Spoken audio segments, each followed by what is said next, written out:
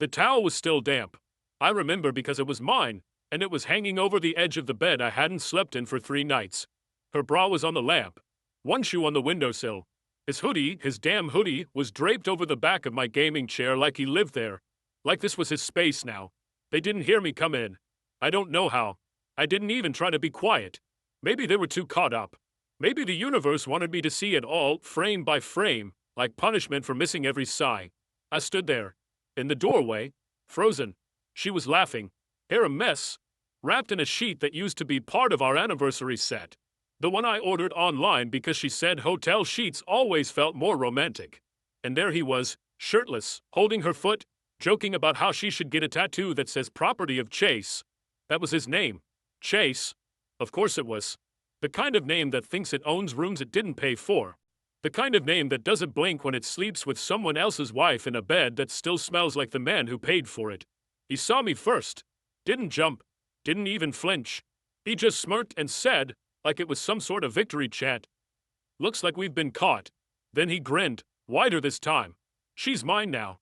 I didn't say anything. Not right away. My pulse was in my ears, drowning out everything but the weight of those words. I wasn't angry. Not yet. That would come later. What I felt in that moment was worse. I felt embarrassed. Like the whole room was in on a joke and I was the punchline. But then I remembered. The video. I'd sent it that morning. To his wife. I turned my head slowly, made eye contact with him, and smiled, not because I was okay, but because I knew something he didn't. She saw the video, I said. Just 5 words. And he went pale. Like actually pale. The kind of pale that sinks into your gums and makes your eyes twitch. His mouth opened slightly, but no sound came out. Willa, the woman who used to be my world, wrapped the sheet tighter around herself and muttered, "What video?" She didn't know yet, but she would. Everything after that moment blurred. Not because I left. I didn't. I stayed. And what followed, what happened over the next 72 hours, made the video look like a trailer for the full disaster. And trust me, you haven't seen anything yet. It was 3:07 a.m. when my phone buzzed against the nightstand. I hadn't slept. The image of Chase's smug grin had etched itself behind my eyelids. Every time I closed them, I saw it again, her body, his hand, my towel. Over and over. I didn't even blink anymore. Just lay there, wide-eyed in the dark, heart beating like it was trying to climb out of my throat. Then a buzz again. And again. Unknown number. I almost let it ring. But something told me not to. And when I picked up, all I heard at first was static. No, not static. Breathing. Then a voice. "You sent it to me, didn't you?" My chest tightened. "Marla." A pause. A sharp inhale. I thought it was spam. At first. But I watched it. I saw him. I saw her. In your house. Her voice cracked on the last word like it physically hurt her to say it. I didn't know what to say. What could I possibly say to this woman who shared her life, her name, maybe even her kids with the man who'd casually smirked while ruining mine? "I'm so sorry," I whispered, because it was the only truth I had left. She laughed. Quiet and bitter. "No. Don't apologize. You gave me a gift. A brutal, awful gift. But still, now I know." Another long pause. Then, I locked him out. He doesn't know it yet, but I changed the code. He's out on some work trip. He'll try to get in tomorrow. Let him pound the door. I sat up in bed, listening to her voice turn colder. There was power in it, rising from pain. "Marla, I think he's been with her for months. Maybe longer." "I know," she said. That wasn't their first time on that video. You could see it in the way he touched her. And she was right. The way he leaned into Willa, my Willa, wasn't uncertain or hesitant. It was rehearsed. Familiar. Like they'd done it in every room in our house. Like they had a map of my life and marked the spots to defile. Marla exhaled hard through the phone. "What are you going to do?" "I don't know," I said, and that was the honest truth. I didn't want revenge. I didn't even want justice. What I wanted, deep down, was for someone to shake me and tell me it was all a nightmare. Then I'd wake up, go into the kitchen, and find Willa eating cereal in my hoodie like she always did, still mine, still laughing at dumb memes, still untouched by him. But I wasn't asleep. "I have an idea," she said. "What?" There was silence, like she was thinking about the weight of the thing she was about to propose. "Do you want to ruin them?" I didn't answer. She took that as a yes. "I have photos. Messages. Stuff I never told anyone about. I didn't want to believe it until now. But if you're ready, We can make this burn. A part of me wanted to say no, to walk away, to avoid the inevitable war. But another part, the one that had watched that video in full, the one that had stood in my bedroom doorway like a ghost in his own life, said yes. I told her to meet me the next evening at a small diner near the train station. Neutral ground. Nobody would recognize us. We'd talk and planned and maybe, just maybe, take back a sliver of control. But Willa had other plans. At 9:41 a.m., she texted me, "Can we talk? I know you're upset. It's not what you think." That line.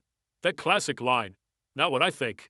I had a full HD video file titled Will_N_Chase.mp4 sitting on my desktop. What exactly was I thinking wrong? I didn't respond. But I did start recording everything. Calls. Messages. Screen recordings. Cloud backups. I even set up the living room cam again, new angle, better lighting. If she was going to lie again, I wanted to document it. And then, later that afternoon, she came home. No knocking.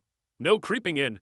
Just bold footsteps, keys in the door, her perfume floating in before she even said a word.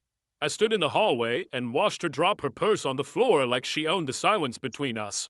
Her voice cracked, but her eyes were dry. "Can we please talk?" I nodded.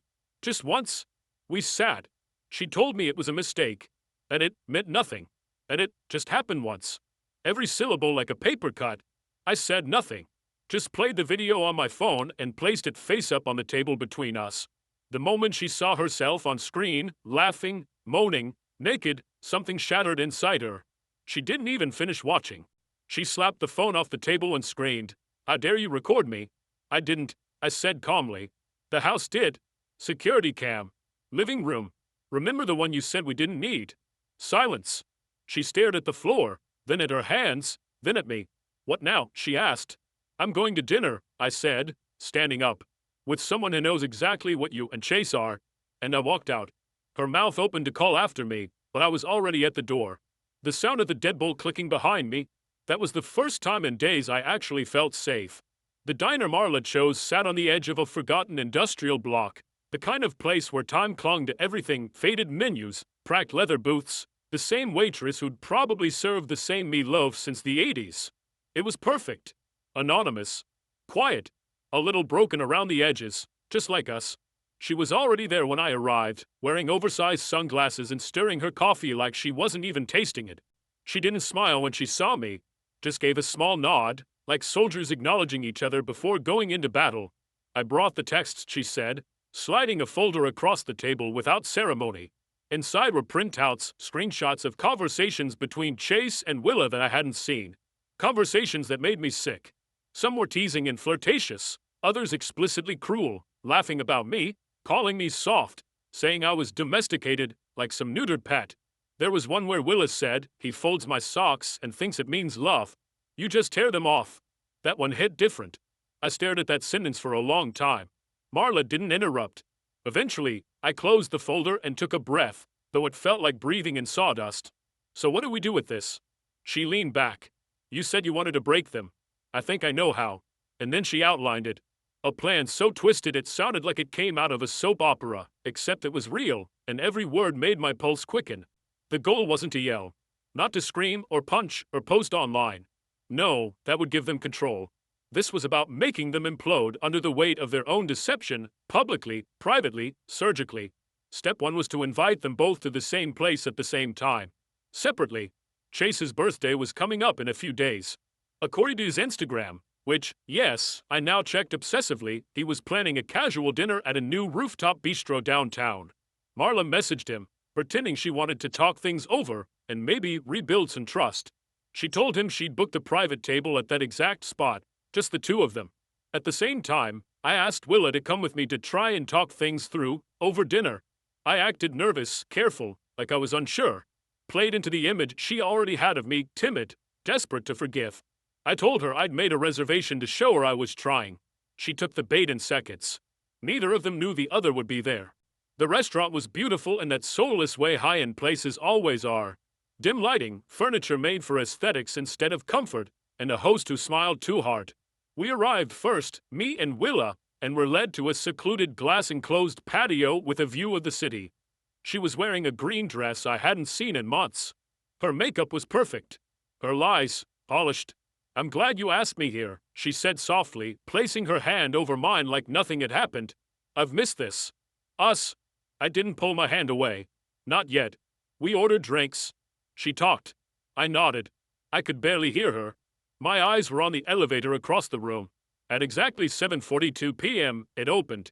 Chase stepped out, alone, looking around for the woman he thought had come to make peace. His eyes locked on ours. First confusion, then dread, then something else. Panic. Willa turned her head to see what I was looking at. Her smile died in stages. Marla stepped out behind him. No one moved. It was like a live painting for people suspended in a moment too heavy to breathe through. Then Chase did something bold, or stupid. Probably both. He walked toward our table like nothing was wrong. Willa stood up, fast, knocking her wine glass into my lap. She didn't even notice. What are you doing here? She hissed. He didn't answer her. He looked at me. Then, calmly, like a man who didn't believe in consequences, he said it again. She's mine now. That's when I laughed. Not hard. Just enough. Then I stood up, slowly, and pulled my phone from my pocket. I tapped the screen once and turned it toward him. It was the same video. The same angle. But with a twist. A new voice added at the end, Marlis. Her narration, quietly describing what they were doing, when they did it, how long it had gone on, layered over everything like a documentary. Chase blinked like he'd been slapped. I leaned in. Your wife saw the video. Marla stood behind him, arms crossed, unmoving. And now, so did everyone else in this restaurant. Every one of these tables has AirDrop. I just shared it to every phone that was unlocked. There was silence. Then gasps. A phone dinged. Then another. Chase turned, his face ashen, as patrons began to stare. Willa's hand shook so hard she dropped her clutch on the floor. I could see it in her eyes. This was the moment she realized she hadn't just betrayed me, she'd undone herself. No yelling. No drama. Just quiet implosion. And we hadn't even started yet. We didn't stay to watch the aftermath. That wasn't the point. I paid the bill, full tip and all, then left with Marla through the rear stairwell like ghosts exiting a fire they started. She didn't speak until we reached her car. That felt satisfying, she said, staring at the steering wheel like she wasn't quite sure if she was proud or nauseous. It's not the end, I told her. It's barely the middle. She nodded and drove away. I walked 4 blocks to where I'd parked, sat in the driver's seat for nearly 20 minutes with the engine off, and stared at my hands. I expected to feel strong, triumphant. Instead, all I felt was hollow. Like Chase and Willa hadn't just taken my wife and my dignity, they'd scraped out some part of me I'd never get back. That night, Willa didn't come home. I didn't ask where she went. The next morning, her mother texted me. Just 3 words. What happened, Alden? And I realized then that Willa had spun a story. I imagined a version she told. The poor betrayed woman, set up, humiliated in public by her unstable, obsessive husband. Of course, that's how people like her survive. They rewrite the scene while the fire's still burning. So I sent her mother the video. I didn't add a single word. At 1:27 p.m., I got a response. I'm so sorry. I had no idea. She's coming here for a while. No follow-up. No judgment. Just silence. Willa texted at 3:02 p.m. You're unbelievable. Do you know what you've done? My entire family thinks I'm a monster. I didn't answer. At 3:15 p.m., she sent another. I made a mistake, but I didn't deserve that. That's when I realized how deep her delusion ran. It wasn't the cheating that broke her. It was the exposure. She didn't regret what she did. She regretted that people knew. That night, Marla called. She was quiet for a long moment before saying, my sister told me Chase called their dad. Said he was ambushed by psychos. Now they're trying to get ahead of it. Spin it. I laughed bitterly. Let them. But what neither Willa nor Chase knew was that Marla had already dropped a letter with HR at Chase's company, along with timestamps, phone records, and a polite note asking if their code of conduct allowed married senior team leads to have graphic relationships with married clients' spouses in their homes during work hours. Chase worked in corporate sales. His reputation was everything. The next morning, he was suspended pending an internal review. The same day, Willa found out her gym's private Facebook group had quietly removed her as an admin. Apparently, one of her fitness friends had seen the AirDrop video and shared it with a few concerned mobs. Public betrayal might not be a crime, but in suburban social circles, it's an execution. That evening, she finally showed up at our house. No knock. Just the door swinging open and her voice in the hallway sharp, tired, broken in a way I didn't recognize. Can we please talk like adults? She asked, stepping into the kitchen like she still had a right to be there. I stayed seated, arms crossed, watching her every move. She paced. What do you want from me? Do you want me to beg? To cry? You got your moment. You humiliated us. You won. Now what? I didn't speak right away. I wanted her to feel the silence. To understand that there was no version of this where she took control again. I wanted to see if you felt anything, I said. Not for me. Just anything real. She scoffed. Oh, give me a break, Alden. I was suffocating. You never noticed. You just baked your dumb pies and followed me around like a puppy. It wasn't about him. It was about getting out. That hurt more than anything. More than the video. More than the texts. Because I did love her. Fully. Deeply. Pathetically. And here she was, tearing it down like it had always been a burden. You could have just left, I said, voice small. She rolled her eyes. You wouldn't have survived it. Then she walked toward the door, grabbed her purse, and paused. I'll send someone to get the rest of my stuff. I'm staying at my mom's. Tell her thanks for the apology, I said. She didn't answer. As the door closed behind her, I didn't cry. I didn't scream. I just sat there and stared at the fridge, remembering how she used to leave me notes on it in dry erase marker. Get milk? I love you. Now it was blank. Later that night, Marla messaged me. She sent a photo of Chase's company website. His profile was gone. And underneath it, she wrote, Step 1, complete. Ready for Step 2? I stared at the screen for a long time, because I didn't know what Step 2 meant, but I knew this wasn't over. Not yet. I thought Step 2 would be another video, another letter, some kind of carefully orchestrated move in our little game of emotional chess. I didn't expect it to be a name I'd never heard before, delivered by Marla in the middle of a cold Saturday morning at a coffee shop near her sister's flower boutique. She sat across from me, hands wrapped around her mug, staring at the steam like it might tell her something she hadn't figured out yet. When I asked what came next, she looked up, as tired but sharp. Lena Carrington, she said. You ever heard that name? I shook my head. Should I have? She's the woman Chase was with before me. They dated for a couple years, broke up when he ghosted her. That's how she tells it. Anyway, she reached out to me when she saw my comment on that private Facebook post about the video. Turns out, she had a story too. A much worse one. Marla reached into her purse and pulled out a folded letter.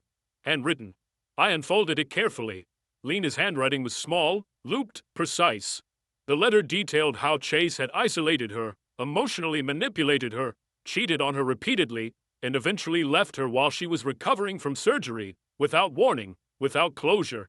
She included receipts, emails, even a copy of a wellness check filed by a concerned neighbor when she hadn't been seen in days. I read every word in silence, my chest tightening with each new paragraph. It wasn't just betrayal anymore. It was a pattern. Chase wasn't some lovesick guy who fell for a married woman. He was a predator, a collector of chaos. And now somehow, that chaos had been curated neatly inside the shell of my life. Marla leaned forward. She wants to meet us. Why? I asked. She said she's been waiting for years to see him fall.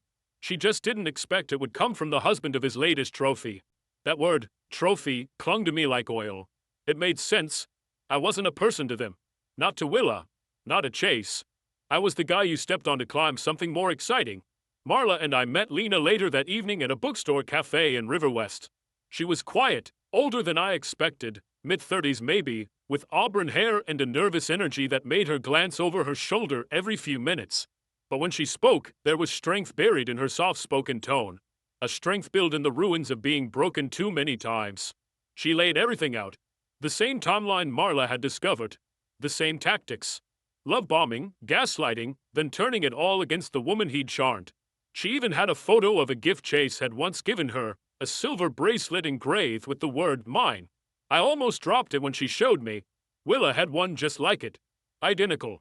Step 2, as it turned out, wasn't an action. It was awareness. It was building a case against him. Not legal, necessarily, but personal. Human. A chain of evidence to connect every lie, every victim. Marla wanted to go bigger. She wasn't thinking just about revenge. She was thinking exposure. I want people to know what he is, she said. Not just a cheater. Not just a liar. A manipulator. I don't want another version of me, or you, falling for it.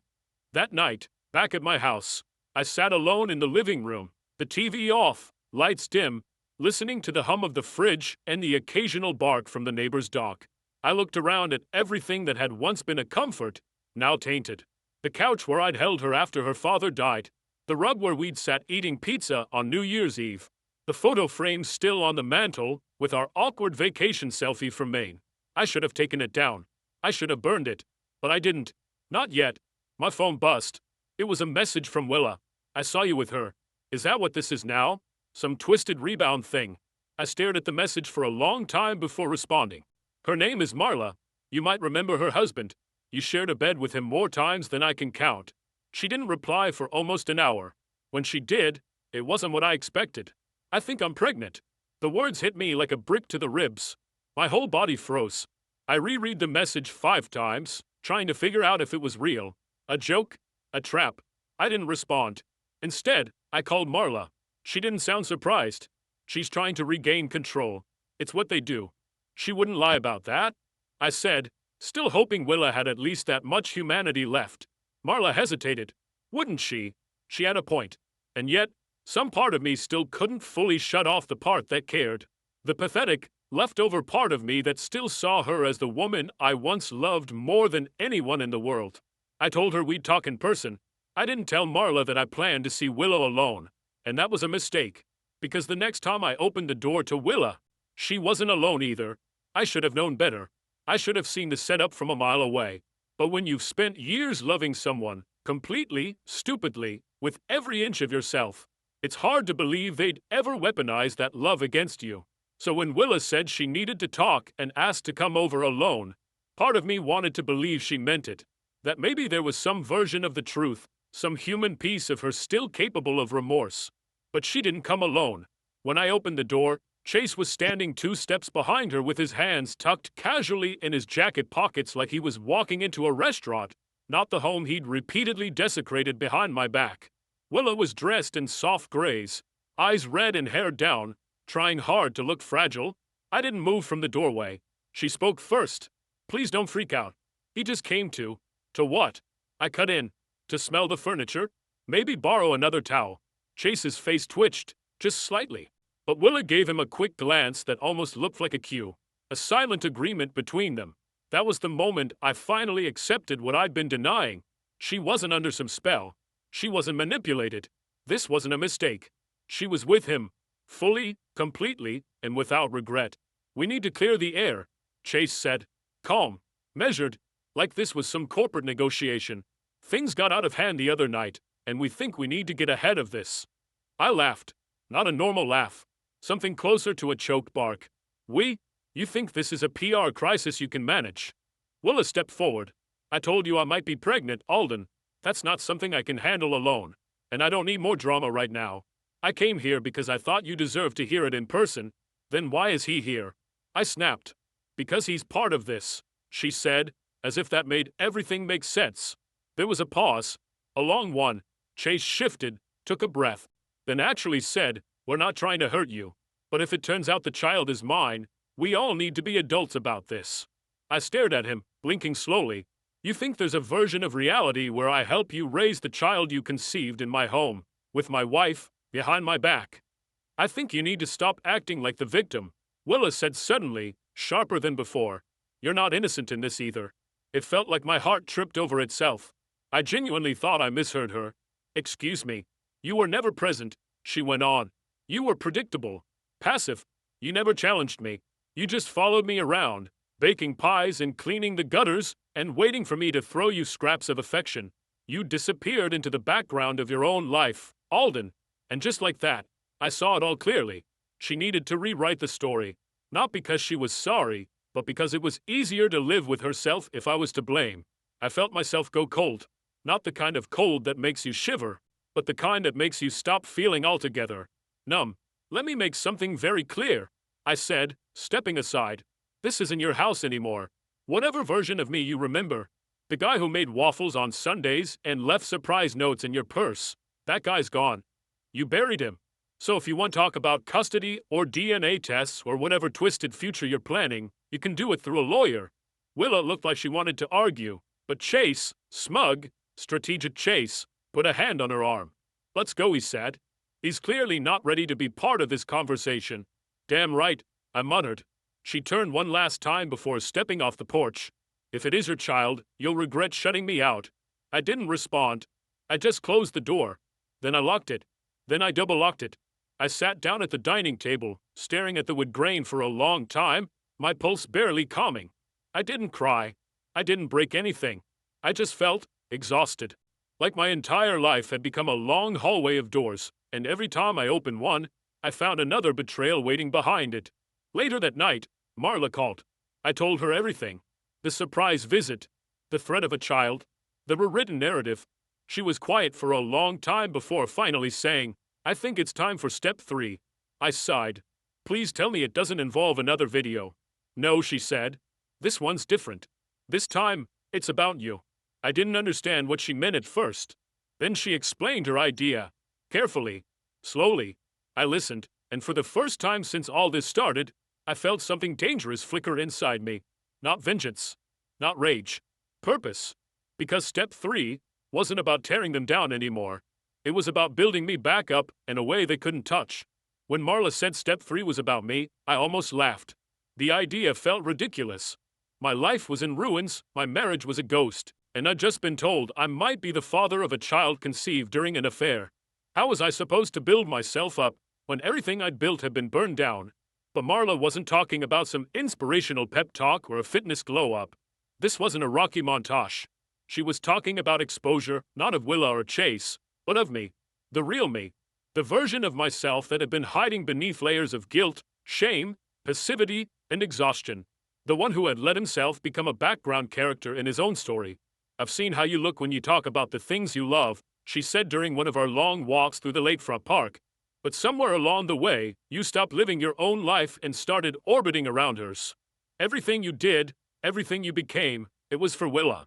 And now you get to choose who you are without her. I didn't respond right away. I just kept walking, watching the ripples on the water reflect a sky that felt too calm for what I was feeling. But her words stuck. Long after we parted, I kept replaying them. You get to choose. And so I did. I started small. I pulled down the framed photos of me and Willa from the hallway, not with ceremony or anger, but like I was removing expired decorations after a holiday. I boxed them up, along with her books, her mugs, her little decorative bowls that she claimed were for vibes. I even vacuumed under the couch cushions for the first time since before she'd started sleeping at work friends' places. Then I reopened the Etsy shop I had abandoned during the pandemic. Most people didn't even know I used to design custom wooden kitchen tools, rolling pins, serving boards, carved spoons with initials burned in by hand. It was just a side thing, a hobby I loved before Willa made me feel like it was cute, but not serious. I posted 3 new listings, updated my profile, and left it alone. Within 2 days, I had 12 orders. Within a week, I had 43. Marla was the one who suggested turning it into something real. She helped me register the name, Knot and Grain, and within a month, she designed a logo, built a basic website, and even posted a few photos from our walks with Buster, my dog, who'd become my unofficial mascot. Word spread faster than I expected. Someone shared one of my designs on a local cooking blog, and suddenly I was getting DMs from strangers asking if I took custom commissions. And Willa noticed. Because, of course, she did. The first sign was a comment on one of my posts. Not under her real name, but I recognized her writing. Cute to see your little side hobby back. Still playing house with wood and glue? I didn't respond, but I did block the account. 2 days later, she called. I didn't answer.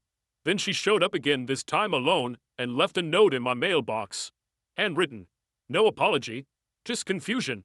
I don't understand who you're becoming. This isn't you. But it was me. It always had been. It was just the version of me she never bothered to look for. The real shift happened when Marla invited me to a pop-up artisan market in the city. She got me a booth, helped me set up, even stood beside me in the freezing morning air while I arranged my pieces on reclaimed oak planks. I was nervous, fidgeting, sweating under my jacket, but then people started stopping, talking, asking questions, buying things. One guy placed a $200 order for 6 engraved cutting boards for wedding gifts. A local chef invited me to collaborate on a line of kitchen tools. Someone from a home decor blog asked for an interview. It was surreal. And at the end of the day, when the booth was packed up and my hands smelled like cedar and polish, Marla looked at me and smiled, not out of pity, but out of pride. You know, she said, you never needed revenge. You just needed to be seen. That night, I finally allowed myself to reread Willa's last message. This isn't you. She was right. The version of me she thought she knew? That guy is gone. The one who whispered I love yous while folding her laundry and waited for a thank you that never came, that guy stayed behind in the wreckage. And now I was someone who made things with his hands and watched them be appreciated. Someone who was slowly crawling out from under the weight of someone else's expectations. But peace never lasts when you're tied to people who live in destruction. Because just when I thought I was settling into something close to healing, I got a knock on the door. Not a soft one. A hard, urgent, angry knock. When I opened it, Chase was standing there. Alone this time. His jaw tight. His eyes red. You need to stop, he said, before I could even open my mouth. Stop what? All of it, he snapped. You and Marla. You think you're rebuilding your little lives and exposing mine in the process? You're messing with people who know how to fight back. I stepped onto the porch. Calm. Steady. Funny thing about building something from scratch, it makes you less afraid of losing it. He shook his head, voice rising. You think this is noble? You think you're the good guy now? You're pathetic. And I just smiled. Not because I wasn't scared, but because I wasn't the same anymore. You picked the wrong man to break, Chase, I said. Turns out I had a spine buried under all that softness. He stepped back, shook his head again, then left, rage simmering under the surface like a man watching a house he meant to demolish being turned into something better than he could ever build. And I stood there on the porch, watching him disappear, thinking to myself, I'm not done yet. The final confrontation didn't happen with yelling, or fists, or some dramatic courtroom scene. It happened in the quietest place possible on a park bench, under a canopy of red and gold leaves, while the wind carried in the first signs of autumn. Marla and I had agreed we were done with escalation. No more jabs. No more clever revenge. We'd both survived something poisonous, and neither of us wanted to keep drinking from the same cup. What we wanted now is closure. But Willow wasn't going to let it in quietly. She texted me again the week after Chase showed up at my door. Not angry this time. Not manipulative. Just uncertain. I think I really am pregnant. I need to talk to you. Please. I agreed to meet her in a public place. Not for her sake, but for mine. I didn't want to risk falling into old habits. I needed to look her in the eyes one last time and remind myself who she really was and who I no longer had to be. She arrived late, hair tied back. No makeup. It was the most natural I'd seen her in months. And yet, she looked like a stranger. Like someone I might pass on the street and forget about 5 seconds later. It was a strange realization, but freeing. I'm not going to draw this out, she said, sitting beside me. I had the test. It was negative. I didn't respond right away. Just watched 2 kids in the distance running in circles with leaves in their hair. I thought maybe, if it had been true. I don't know, she added. That it would mean something, that we'd have to talk, that we'd stay in each other's lives somehow. Now I looked at her. Willa, there's nothing left between us, I said. Calm. Final. There's no version of this where we're in each other's lives. You made sure of that. You didn't just lie. You laughed while doing it. And now you're upset that I didn't fall apart. She flinched, barely. I was lonely, she murmured. I was bored. And that was yours, I replied. All the way. But it wasn't enough. And I'm okay with that now. She glanced over at me, searching for something. Regret. Sadness. A crack in the wall. She didn't find it. I saw your little shop online, she said after a moment. It's nice. I nodded. It's mine. Every piece of it. And it's not little anymore. Orders doubled last week. That made her bite the inside of her cheek. I could see it. The small pang of watching something grow without her. I should go, she said softly, standing up. Chase and I, you don't need to finish that sentence, I interrupted. Whatever happens with him is yours to live with. She paused, then turned back one last time. You're not the same, Alden. And I smiled. Exactly. She left without another word. I sat there a while longer, just breathing in the cold air, letting the silence do what silence does best, settle things. That evening, Marla came by. She brought soup, a bottle of cider, and her ridiculous old board game collection. We didn't talk much about Willa or Chase. We didn't need to. The chapter was done. She stayed late, laughing harder than I'd seen in months, and when she fell asleep on my couch wrapped in a throw blanket, I didn't feel alone for the first time in a long, long time. The next morning, I opened my inbox to find an invitation to be featured in a regional craft showcase. A photo of one of my cutting boards had gone semi-viral. Someone from a morning TV segment wanted to do a piece on small-town artisan stories. I smiled, sipping my coffee, Buster curled up at my feet. Because somehow, against all odds, I wasn't just surviving. I was living. And it turns out, the best revenge was never about destroying them. It was about reclaiming me.